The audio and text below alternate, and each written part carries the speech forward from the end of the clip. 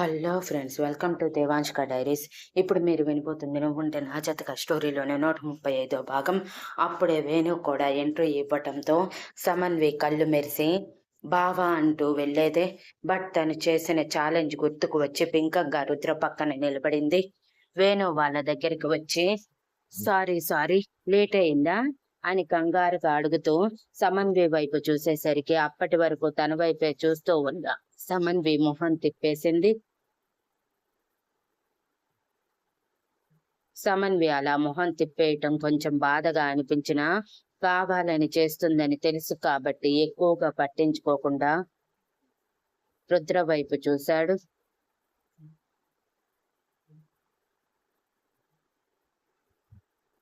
లేదు, మేము కూడా ఇప్పుడే వచ్చింది అన్నయ్య అని శక్తి చెప్పగానే సరే పదండి అంటూ అందరూ కలిసి జంటలుగా వెళ్తూ ఉంటే మిత్ర సేమ్ జెర్సీతో అసలు వాళ్ళని పట్టించుకోకుండా వాళ్ళ పాటికి వాళ్ళు మాట్లాడుకుంటూ సరదాగా ఉండటం నచ్చక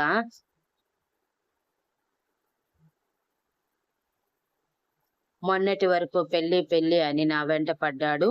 నేను నో చెప్పగానే వేరే దాన్ని తగులుకున్నాడు. ఈ మగాళ్ళంతా ఇంతే, ఒక అమ్మాయికి ఫిక్స్ అవ్వరు అని అనుకుంటూ అసహనంగా రుద్ర వాళ్లతో పాటే అభి వాళ్ళ దగ్గరికి వెళ్ళింది. అప్పుడే అభి వాళ్ళని చూసి హాయ్ శక్తి అంటూ పైకి లేచి పక్కనే ఉన్న అమ్మాయిని లేపి తిను నా చిన్న మరదలు ప్రమిద, అంటే మీ ఫణీంద్ర బాబాయ్ కూతురు అని నవ్వుతూ పరిచయం చేశాడు. అసలు మిత్ర వైపు చూడకుండానే.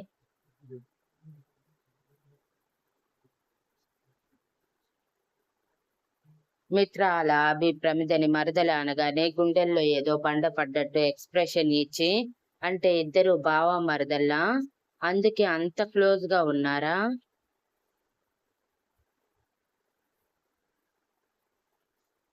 లేకపోతే ఇంకా ముందుకు వెళ్ళారా? నేను కాదన్నానని పెళ్లి కూడా ఫిక్స్ చేయించుకున్నాడా? ఏం జరుగుతుంది ఇక్కడ అని అనుకుంటూ చూస్తూ ఉండగానే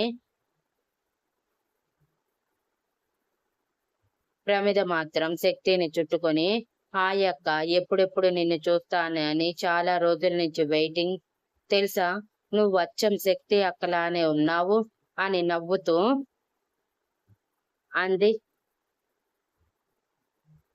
ప్రమిద మొహంలో స్వచ్ఛమైన నవ్వు చూసిన రుద్ర చిరునవ్వుతో శక్తి వైపు చూస్తే శక్తి అప్పుడు ప్రమిద చుట్టూ చేతులు వేసి బాగున్నాను, ఇన్ని రోజులు ఎక్కడ ఉన్నావు, కనిపించలేదు అని అడిగింది.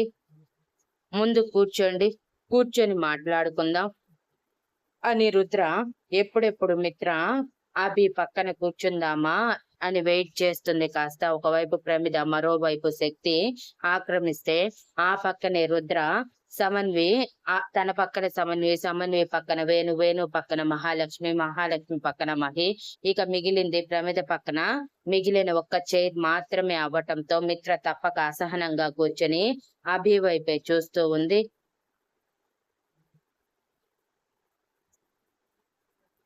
అభికి ఆ విషయం తెలుస్తున్నా తనంతట తానుగా మిత్ర ఒప్పుకునేంత వరకు డిస్టర్బ్ చేయనని చెప్పడంతో తన వైపు చూడకుండా కష్టంగా తనని తాను తమాయించుకుంటున్నాడు.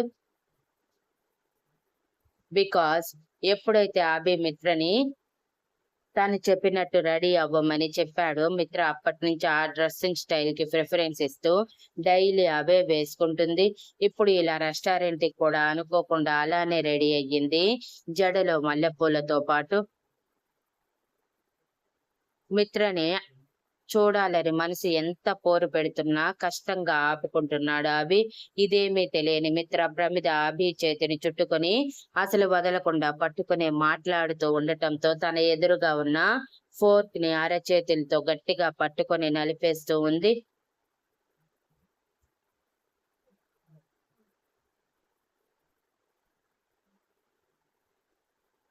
ఇదంతా ఓరకంట చూస్తూ ఉన్న రుద్రకి సీన్ అర్థమయ్యి మనసులోనే నవ్వుకున్నాడు. శక్తి అడిగిన ప్రశ్నకి అభి ఆన్సర్ ఇస్తూ తను నిన్నే లండన్ నుంచి వచ్చింది శక్తి, చదువు కోసం లండన్ వెళ్ళింది, 1 మంత్ హాలిడేస్ ఇచ్చారంట. ఎంజాయ్ చేయటానికి వచ్చింది. ముఖ్యంగా నిన్ను కలవటానికి. శక్తి, నువ్వు బ్రతికే ఉన్నావని తెలిసాక ఎప్పుడెప్పుడు నిన్ను చూద్దామా అని వెయిట్ చేస్తుంది. తను శృతి చనిపోయిందని తెలిసాక చాలా ఏడ్చింది. ఇక్కడే ఉండిపోతానని చెప్పింది కానీ ఇక్కడే ఉంటే తన కెరియర్ డిస్టర్బ్ అవుతుందని బలవంతంగా అందరం పంపించేశాము అని శృతి గుర్తుకు రావటంతో కొంచెం బాధగా అన్నాడు. అభి మొహంలో బాధ మిత్ర మొహంలోకి షిఫ్ట్ అయినట్టు తన పిడికిలిలో బిగుసుకొని ఉన్న ఫోర్క్ ఆటోమేటిక్ గా లూజ్ అయ్యి డల్ మొహం పెట్టేసింది.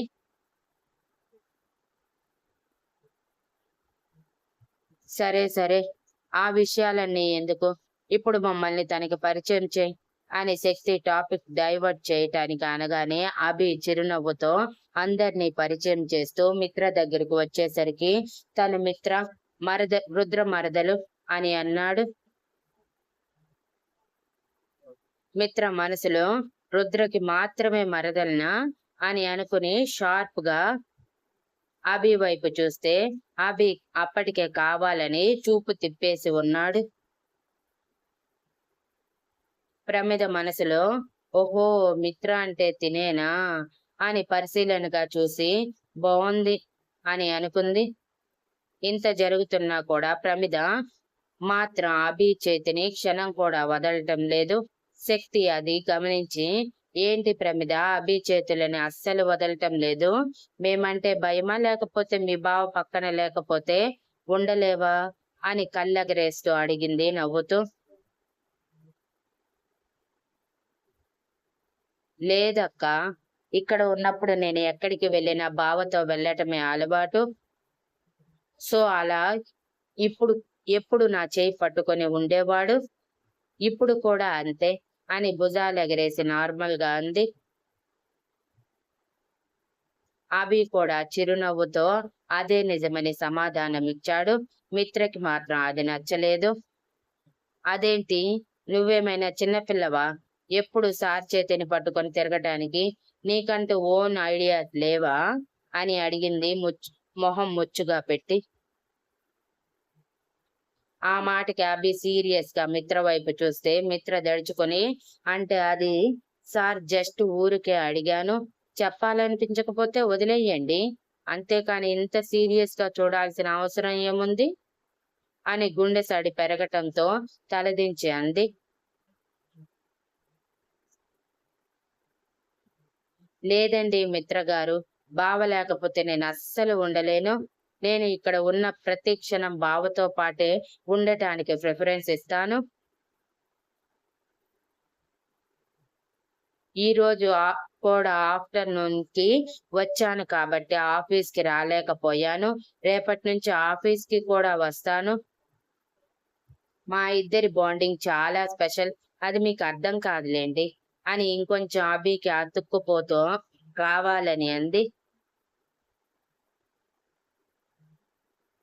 అభి అది గమనించి ప్రమిదని దూరం జరపాలని ట్రై చేసిన ప్రమిద కళ్ళతోనే వార్నింగ్ ఇవ్వటంతో నోరు మూసుకున్నాడు సైలెంట్ గా.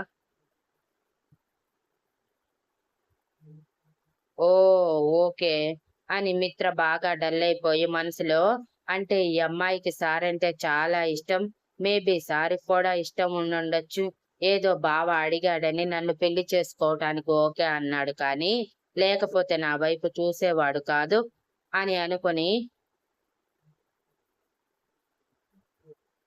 వెంటనే స్పృహలోకి వచ్చినట్టు, అసలు నేనేం ఆలోచిస్తున్నాను అని కళ్ళు పెద్దవి చేసి, మిత్ర బుద్ధుందా నీకు, నీ అంతట నువ్వే అభిని వద్దని చెప్పి ఇప్పుడు మళ్ళీ తనే వేరే వాళ్ళతో క్లోజ్ గా ఉంటే ఎందుకు ఇలా ఫీల్ అవుతున్నావు, నో నో, నీకు అభికి అస్సలు సెట్ కాదు, సో నువ్వు అభి మీద కాన్సన్ట్రేషన్ చేయటం ఆపేయ్ అని తనని తాను మోటివేట్ చేసుకుంటూ అనుకుంది.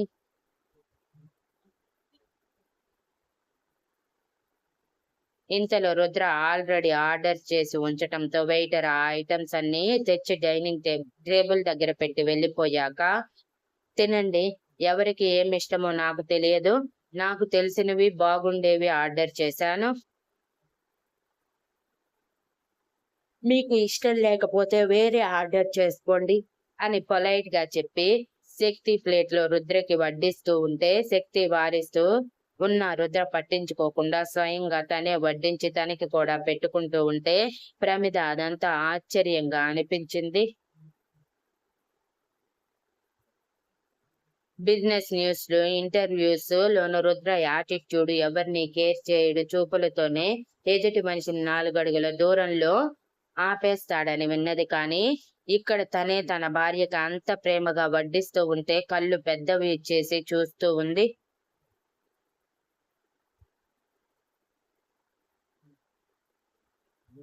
అభి అది గమనించి నవ్వుతూ ప్రమిద తల మీద మొట్టి, ఎందుకలా వాళ్ళకి దిష్టి పెడుతున్నావు అని చెవిలో గుసగుసగా అడిగాడు. అది కాదు బావా, నేను రుద్రగారి గురించి చాలా విన్నాను, కానీ ఇక్కడ విన్నట్టుగా అస్సలు లేదు. చాలా పొలైట్ గా, ముఖ్యంగా అక్కతో ఎంతో ప్రేమగా మాట్లాడుతూ తనే అన్నీ పెడుతున్నారో చూడు అని సేమ్ చాలా చిన్నగా అంది. అభి చిరునవ్వుతో శక్తి రుద్రల వైపు చూసి, నేను కూడా మొదట అదే అనుకున్నాను. రుద్ర దగ్గర శక్తి ఉంటే తన ప్రాణాలకు ప్రమాదమేమో అని చాలా భ్రమపడ్డాను. కానీ అదంతా అబద్ధం. రుద్రకి శక్తి అంటే ప్రాణం.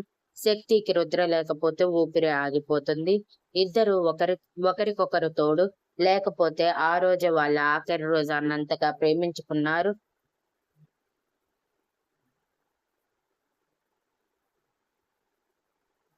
ఆ ప్రేమని క్షణక్షణం ఇలా పెంచుకున్నారే తప్ప కొంచెమైనా తగ్గినట్టు ఎవ్వరికీ అనిపించలేదు. ఎంతైనా శక్తి అదృష్టవంతురాలు. ఇంతలా ప్రాణం పెట్టే భర్త తన సొంతమైనందుకు అని అన్నాడు. అవును బావా, నాకు కూడా అలాంటి భర్త వస్తే బాగుండు అని కొంచెం మిత్రకి వినిపించేలా పెద్దగా అంటూ, అయినా ఎవరి దాకో ఎందుకు, నువ్వు ఉన్నావు కదా, నువ్వు నన్ను అందరికంటే ఎక్కువ ప్రేమగా చూసుకుంటావు కదా, అది చాలు నాకు అని అంది.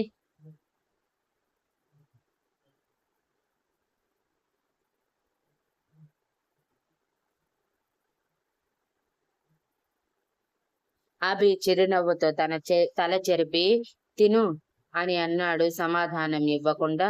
మిత్ర కూడా డిన్నర్ తన ప్లేట్లో పెట్టుకుంది. కానీ ప్రమిద అభి అంత క్లోజ్ గా మాట్లాడటం, పెళ్లి గురించి మాట్లాడటం, నాకు నువ్వు ఉన్నావు చాలు అని విని నిజంగానే ఇద్దరు రిలేషన్ లో ఉన్నారా అని పిచ్చి పిచ్చి ఊహలన్నీ ఊహించుకుంటూ తినేది మింగుడు పడక ప్లేట్లో గెలుకుతూ ఊరకట్ట వాళ్ళని చూస్తూ ఉంది. శక్తి రుద్ర ఇద్దరు మాట్లాడుకుంటూ తింటూ ఉంటే ఇటువైపు మహాలక్ష్మికి ఇది తిను అది తిను, టేస్ట్ బాగుంటుంది అంటూ చాలా ప్రేమగా ఒక్కొక్కటి వడ్డిస్తూ తను తింటున్నాడు. మహాలక్ష్మి ఎంత వారించినా సరే పట్టించుకోవట్లేదు. మహాలక్ష్మికి అదంతా కొంచెం ఇబ్బందిగా అనిపించినా అందరి ముందు చెప్పలేక సైలెంట్ గా ఉంది. మరోవైపు వేణు సమన్వికి వడ్డించాలని ట్రై చేస్తే సమన్వి విసురుగా అవసరం లేదని చెప్పి తనే వడ్డించుకుంటూ ఉంటే, చాలే నీ వేషాలు అని చిరుకోపంగా అరిచి వేణు తనని వడ్డించి తింటూ, ఇంకా ఎన్ని రోజులు ఇలా ఉంటావు సమన్వి, మన పెళ్ళయ్యాక కూడా ఇలాగే ఉంటే చాలా కష్టం. ఇప్పుడే నువ్వు మాట్లాడకపోతే రోజు గడవటం లేదు నాకు. ఇక అప్పుడు అస్సలు మాట్లాడకుండా పోట్లాడుకుంటూ ఉంటే అది సంసారం ఎలా అవుతుంది, డబ్ల్యూడబ్ల్యూడబ్ల్యూ ప్రోగ్రామ్ అవుతుంది కానీ అని వెటకారంగా అన్నాడు.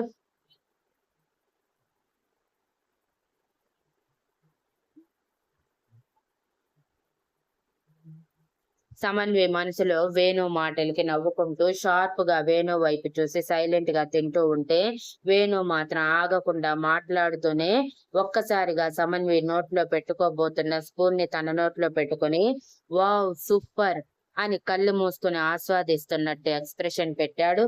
సమన్వి చిరుకోపంగా వేణు తల మీద మొట్టి మనసులోనే నవ్వుకుంటూ తన పాటికి తను మళ్ళీ తింటూ ఉంటే ఈసారి వేణు సమన్వికి బలవంతంగా తను తిన్న స్పూన్ తో పెడుతూ, నేను నీ ఎంగిలి తిన్నప్పుడు నువ్వు నా ఎంగిలి తినటంలో ఏమాత్రం తప్పులేదులే, తిను అని అన్నాడు. సమన్వి ఏమీ మాట్లాడకుండా సైలెంట్ గా 2 ముద్దలు తినేశాక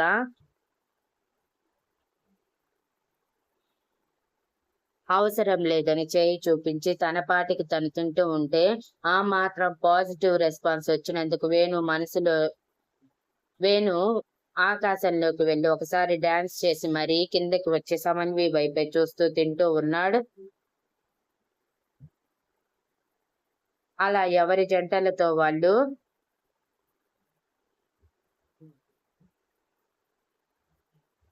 తింటూ ఉండడం చూసి ప్రమిద ఏమాత్రం వాళ్ళ రిలేషన్ అర్థం కాక తలగొక్కుంటూ ఉంటే అభి అది గమనించి, ఏంటి తినకుండా ఆలోచిస్తున్నావు, తిను అని తింటున్నది పెట్టడానికి నోటు వరకు తీసుకువచ్చాడు. ప్రమిద అది తింటూ, అది కాదు బావా, వీళ్ళందరూ ఏంటి ఇలా ఎవరి పాటికి వాళ్ళు ఉన్నారు, పైగా చూడు ఇతను అని మహి వైపు కళ్ళతోనే చూపించి శక్తి అక్కకి సైట్ కొట్టుకుంటున్నాడు. ఇక అక్కడ అతను ఆ అమ్మాయి అదే రుద్రగారి చెల్లెలు వద్దంటున్నా బలవంతంగా తనకి తినిపిస్తున్నాడు. ఏంటి ఇదంతా అని అడిగింది.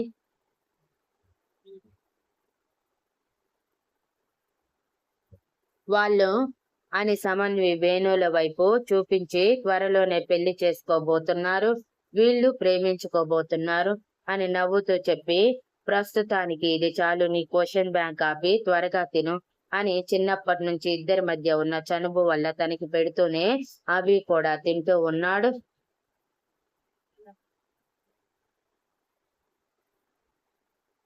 ప్రమిద అసలు తన ప్లేట్ లో ఏం పెట్టుకోకపోవటంతో అభి పెట్టేది తింటూ మిత్ర ఎక్స్ప్రెషన్ ఓరగా గమనిస్తూ కావాలని ఇంకా ఉడికించటానికి, ఇక్కడ ఏదో ఉంది బావా, ఉండు నేను తీస్తాను అంటూ అభి పెదవుల దగ్గర వేలు పెట్టి నిమిరింది.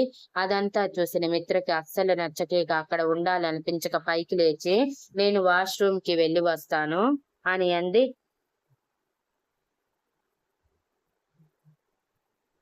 అభి అయోమయంగా మిత్ర వైపు చూసేసరికి తన కళ్ళల్లో నీళ్లు ఊరటానికి సిద్ధంగా ఉన్నట్టు ఎర్రగా మారి కనిపించటం, చేతులు నలిపేసుకోవటం గమనించి, ఏమైంది దీనికి, సడన్ గా ఇలా అయిపోయింది అని అయోమయంగా చూస్తూ ఉన్నాడు.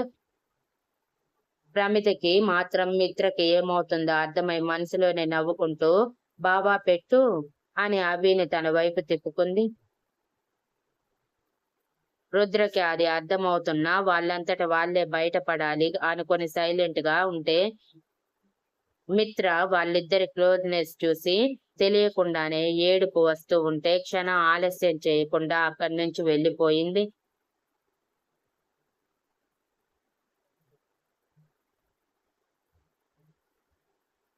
Thank you for listening and please like, share, comment and subscribe.